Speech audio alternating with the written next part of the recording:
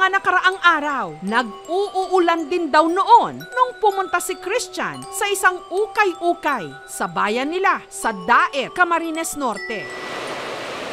Kapag umulan po talaga dito sa amin, nababasa po yung tubig. Kaya po lumalamig yung panahon, kaya napilitan po talaga akong bumili ng jacket.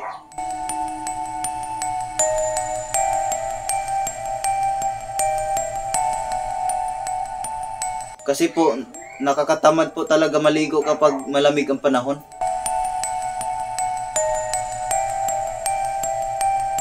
Sa ukay po talaga ako bumibili ng gamit kasi mura po doon. Yung jacket po na nabili ko sa ukay-ukay, iba siya kasi nung inamoy ko parang maasim, tapos makapal po yung tila niya kaya binili ko po.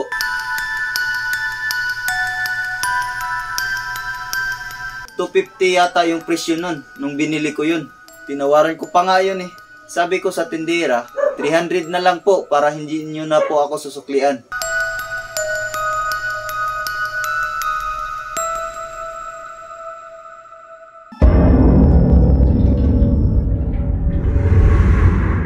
Nung una ko pong sinuot yung jacket, medyo weird po talaga. Ang pakiramdam ko po noon, medyo mabigat. Kasi alam ko naman po, yung mga gamit sa ukay-ukay, galing po sa ibang tao.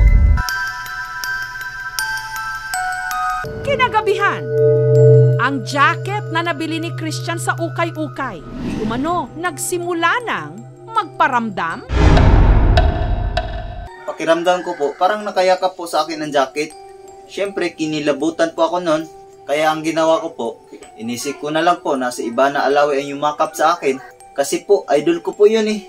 Tapos kahit hindi ko po suot yung jacket na yun, pakiramdam ko po talaga parang may nakayakap sa akin. Napabulong na lang po ako minsan na sana all. Kasi hindi pa po ako nagkakajowa since birth.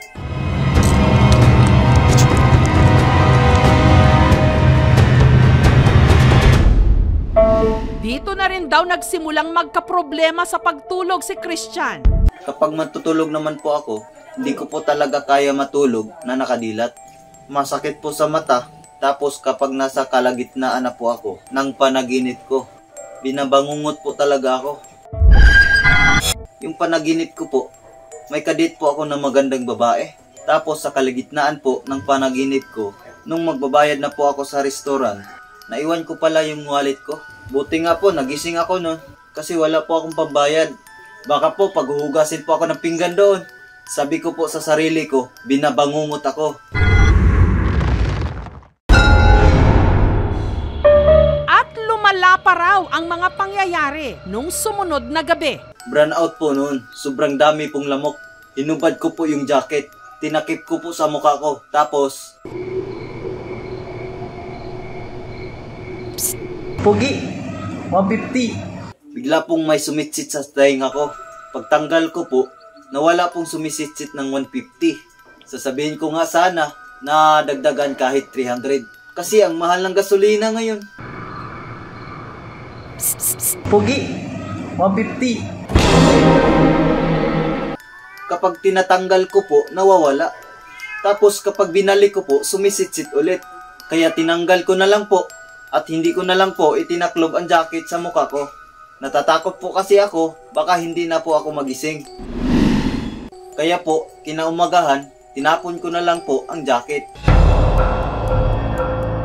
Pero may pumulot sa itinapong misteryosong jacket ni Christian, ang kanyang pinsan na si Ryan.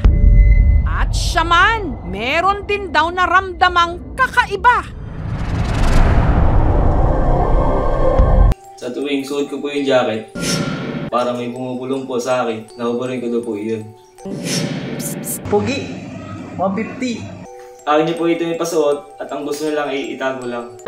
Sa kabila nito, isinuot pa rin ni Ryan ang jacket. Sinabi ko na po sa kanya yung nangyari sa akin. Hindi daw po siya natatakot. Kasi gagamitin lang naman daw niya yung jacket pag magbabike siya.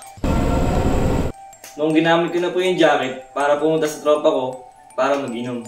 Yung mga oras na po yun, parang kinakabahan na po ako. Kasi baka hingihan niya ako ng pang-ambag sa inuman. ₱5 lang po yung dala kong pera, sakto lang para pambili ng yelo. Tapos habang nagdadrive po ako, napabalong na lang po ako na sana sisig po yung pulutan. Kasi hindi pa po ako kumakain eh. Tapos, nung papunta na po ako sa tropa ko, parang may kakaibang nangyayari sa akin.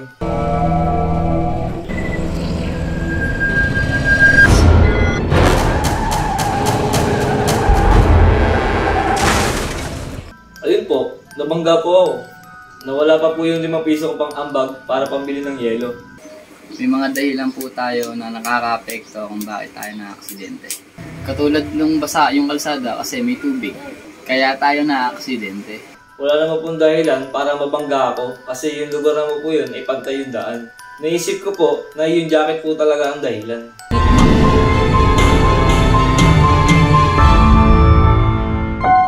Pero nadala rin si Ryan tulad ni Christian. Hindi na isinuot pa ang jacket. Itinago na lang ito sa kanyang drawer. Hindi ko na po talaga sinuot yung jacket kahit matutulog na po ako. Nakakatulog na po ako ng maayos. Dati po hindi. Nag-ML pa po kasi ako noon. Ngayon hindi na po. Ang dami po kasi cancer sa Epic Rank.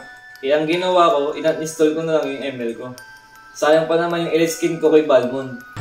Hanggang napagkwentuhan ng magpinsan ang tungkol sa misteryosong jacket. Pakiramdam ko po, yung may-ari ng jacket ay Becky. Kasi sumitsitsit po ng 150. Tapos ako naman po ang sinitsisitan.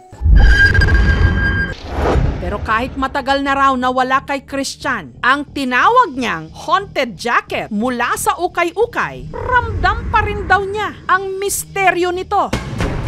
Sa tingin ko po kasi, kahit tinapon ko po yung jacket, parang nandito pa rin po sa bahay namin.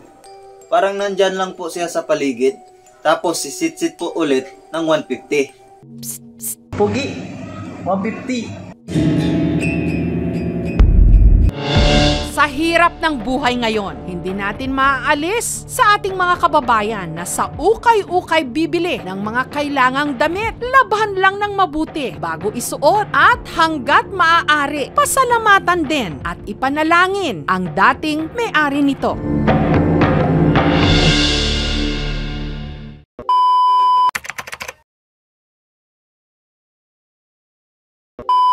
Yo, shout out pala sa mga kapatid ko, shout out din sa nanay, sa tatay ko, at shout out din pala sa mga katropa ko sa kurba, at shout out din pala sa nagsusuporta sa aming YouTube channel, at shout out sa nanonood, at shout out din kay Boss Kapitan Alan, shout out din pala sa kay Paring Oliver, at shout out din kay Paring Ivan, shout out din kay Paring Riniel, kay Taguro, si Eski, at shout out din pala kay Boss Obe, at shout out kay Tutoy Hans. Tutoy Hans, magmahal ka ng todo, huwag mo nang pakawalan pa. Shout out din pala sa editor namin, Paring Jelo, at shout out din pala kay Juday Runya, shout out din kay Gisa Runya, shout out kay Karne Runya, shout out kay Jode Runya, at shout out din pala sa mga kaibigan ko sa Cebu. Huwag niyong makakalimutan mag-like, mag-share, mag-subscribe sa aming YouTube channel. Maraming salamat po.